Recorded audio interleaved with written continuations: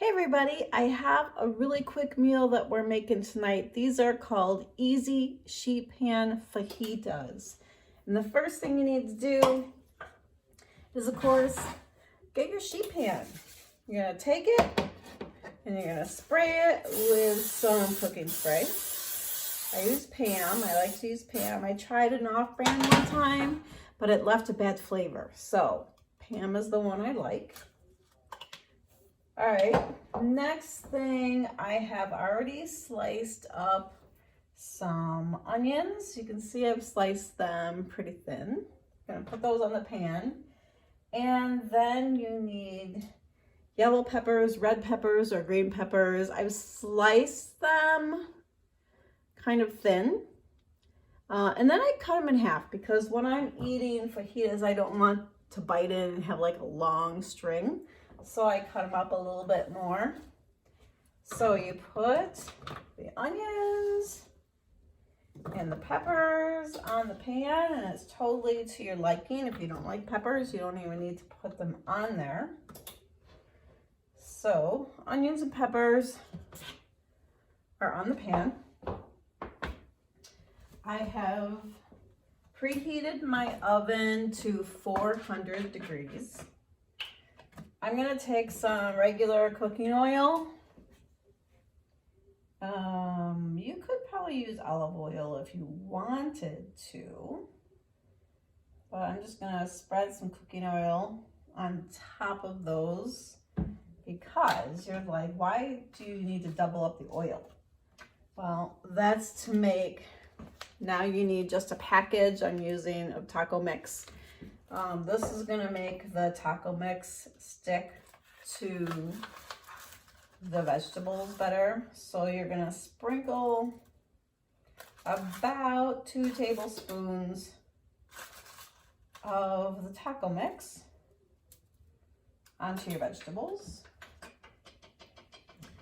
And you want to mix those around a little bit so your onions and your peppers get all of this delicious seasoning on them. I could probably add more peppers and onions. Maybe I will add a few more because there's 3 of us for dinner tonight. So you want to make sure you have enough so everybody can have a couple fajitas. So once you get the mixture spread around pretty good, then you're going to pop the vegetables in the oven for 15 minutes. And while they're in the oven getting ready for cooking, then I'm going to get my meat ready. And I just bought some sirloin steak.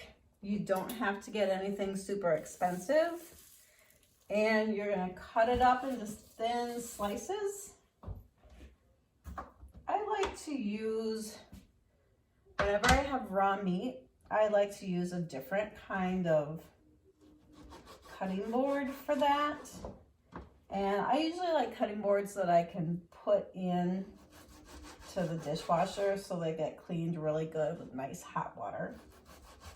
Because you don't want any of that. You want that, anything with raw meat to get cleaned really well.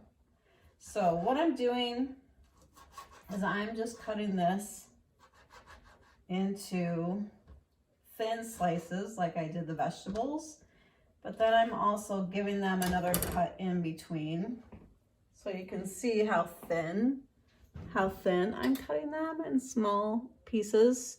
You want just a bite-sized piece. So I'm gonna finish cutting that up and getting my vegetables cooked, and then I'll show you what comes next. All right, guys, I have my meat all sliced up, cut up into pieces. Looks really good, nice and fresh.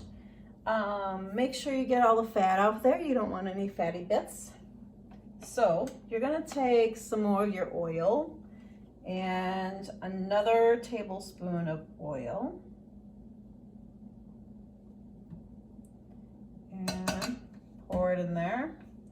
And then you're gonna take the rest of your taco seasoning And you're gonna pour it in there and get your meat all seasoned up. Stir it around so you can get the taco seasoning all flavored on there, and it can start to marinate a little bit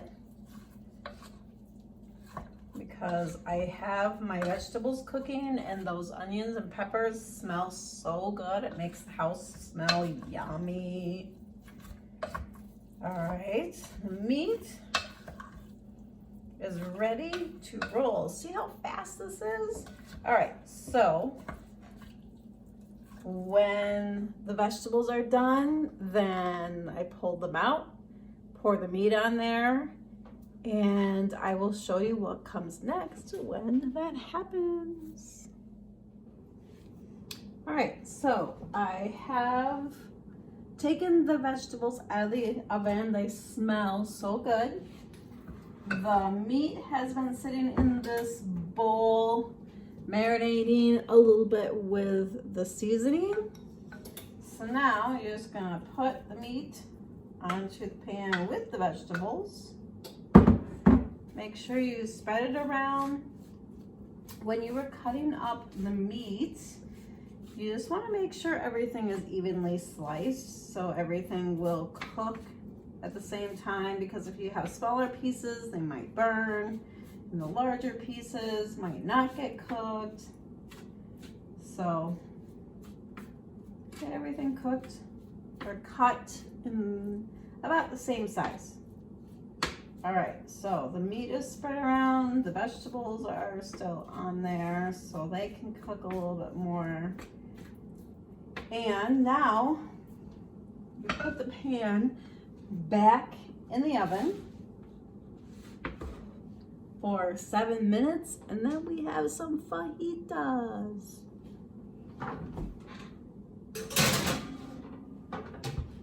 See you in 7. Okay, so I have taken the fajitas out of the oven. You can see them right here. They smell delicious. They look delicious. They did take longer than 7 minutes because I had bigger pieces of steak. So once I put the steak back in there, still at 400 degrees, it took about 10 minutes for it to get cooked completely the way I wanted it to. And let me show it to you if I can do it without making a mess so you can see what it looks like up close. Yummy. I have tons of meat because that's just what my family prefers. I could have had, and I think I could do more peppers and onions. That would be good.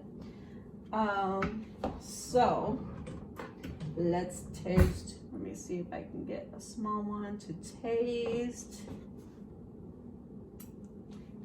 That meat is good. Very flavorful, spicy. It's all going to depend on what kind of taco seasoning you get. But go ahead. It's ready to eat. Get your tortillas going. Cheese, pico de gallo, whatever you want to put on your fajitas. This is really good. It's quick. Give it a shot.